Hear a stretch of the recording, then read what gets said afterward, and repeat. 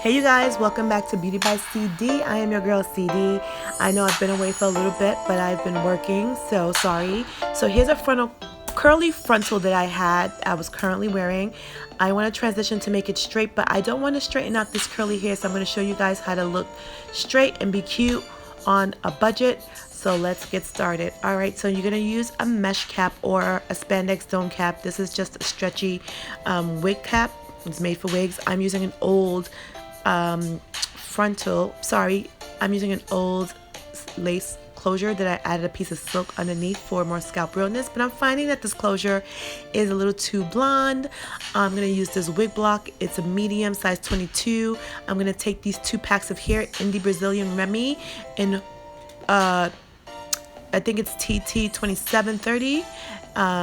So it's two-tone. TT's for two-tone, and then you have 27 and you have 30. So you have 1B on top and then 30 at the bottom. The other pack is 1B on top, 27 at the bottom. So I'm going to alternate that. So for me to get the colors that I wanted and match this hair, I went ahead and I colored this a little bit and I flashed it with some color. I used some champagne rinse along with some brown rinse just to warm it up a bit. I left it on for like literally a quick massage and I rinsed it out and I put it against it and it came out really, really well.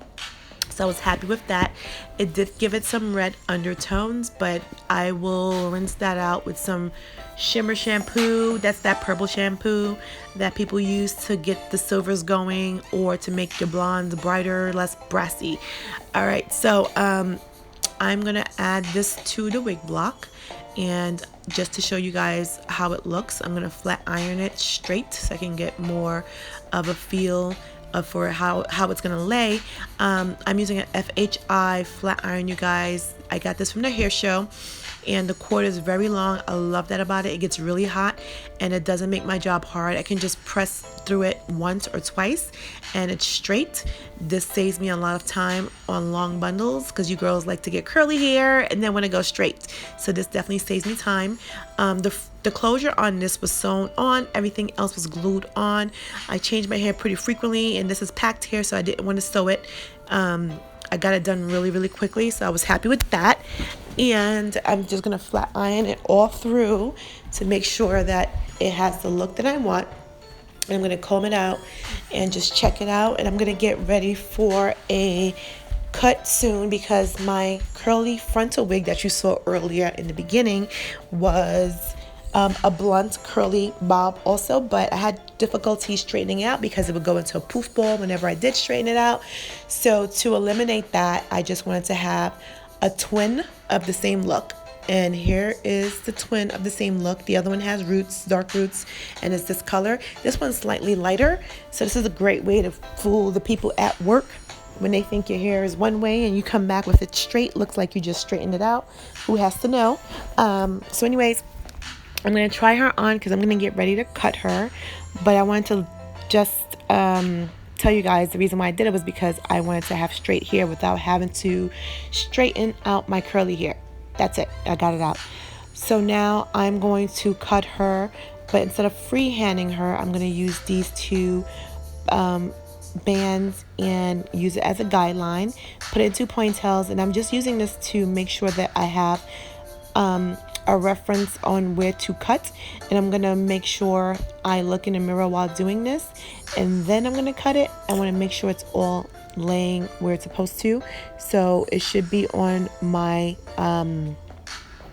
my shoulders. That's where I want it, and I'm using the scissor just to kind of see if I went too far from one end to the other, and you know, I brought it down a little bit and then I cut it.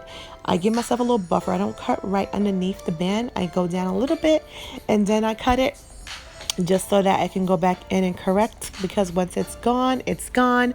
I mean, I could technically add some more tracks, but who wants to do that? You think of it as real hair. Once you cut it, it's gone. So here's the back. So again, that was just a guideline to get the length in the front. The back of it, however, is longer than what I want. I don't want a V shape in the back. So I am going to have to take her off and cut it. But since it's my hair for me, cutting it by me, I have to use my wig block. That's why I alternate between putting it on myself and using this wig block. The wig block helps me to get the cut that I want, the style that I want. And as you see here, I'm point cutting to make sure all is good and that she looks good. All you have to do is keep doing the same type of technique and you can get that bulk off. You can also use a thinning shear, which is that scissor that has like all those little teeth, or cut straight across. But I find cutting straight across makes the lines go a little funky. So point cutting to me is the best way to go. And as you see, I had that little piece, that little tip right there. And when you want a blunt bob, you have to make sure everything's legal. You have to make sure everything is, you know, the way it's supposed to look, straight across and equal. Yeah. So I'm just going through. I'm gonna point cut through a little bit more inside of the hair to remove some bulk because the top hair is going to be a little longer. You want to make sure you remove that, but not so much as to give it layers. The closure on this was a little shorter than the other side, so I'm just going to go ahead and cut it, and I'll use that to give myself a little Farrah Fawcett flip whenever I do curl it, because this length is long enough to give myself some curls. So I can do a couple of things with this. This will be a middle part, but I can also take her and slide her to the side and get a side part because it's all even. And I love that about this unit, that I have some more options. And here it is on me. I'm loving how it flows and how it looks against the skin. 27 and 30 is always a cute color, so go ahead and try that. I love that it has roots. Not totally committing to all blondes, so makes it even better. And I am going to rock it. I added a band for tension to make sure that it has that snatch look, and a clip in the back just to keep, you know, have the grip going. And it's a perfect fit. I love it. And this is how I got my hair straight on a budget without having to sacrifice the texture. Curly hair can be a little hard, so if you start off with straight hair, you always have straight hair. Thank you guys for watching. Follow me, Beauty by CD.